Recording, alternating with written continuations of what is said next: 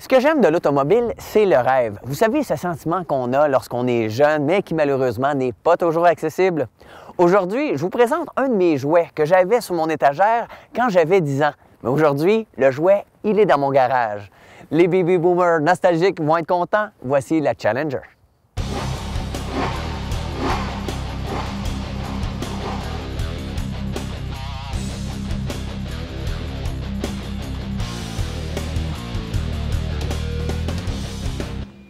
Cette voiture-là est vraiment magnifique et je dois lever mon chapeau à Dodge qui a réussi un modèle similaire à celui des années 70 avec beaucoup de détails. Les détails de la calandre avant avec le nid d'abeille, le capot qui est superbe, la ligne de côté qui n'est pas endommagée même avec des jantes de 20 pouces et l'arrière qui est digne du Challenger.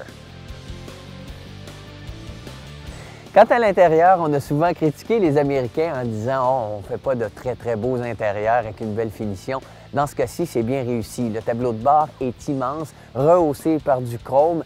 Et ce que j'ai bien aimé, c'est le levier de vitesse en style Cross Revolver qui fait en sorte qu'on s'y habitue assez aisément. Mais ce qu'il faut souligner, c'est vraiment la qualité des matériaux avec un mélange cuir-fibre de carbone qui se marie à merveille.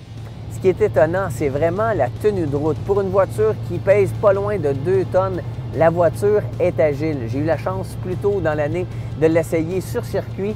La voiture répond très bien dans les slaloms. La direction est précise et rapide sans qu'elle soit affectée par les changements de direction. Et ça, c'est vraiment génial.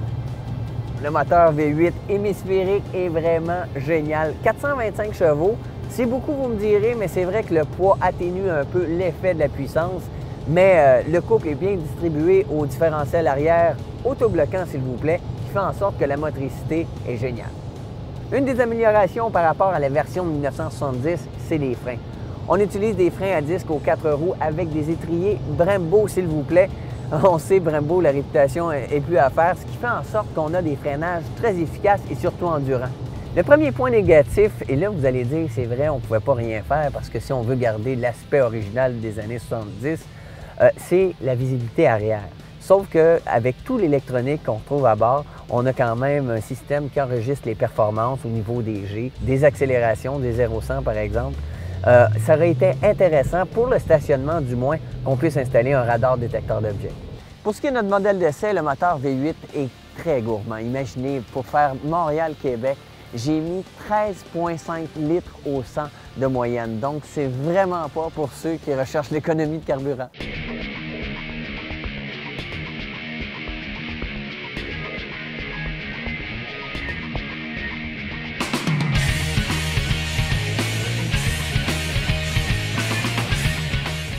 Certains diront que ce genre de véhicule est vraiment pas nécessaire. En fait, il ne s'agit pas d'une voiture. Il s'agit d'une voiture à remonter dans le temps afin de revivre les belles années 70, à l'époque où les amis se retrouvaient sur une piste d'accélération.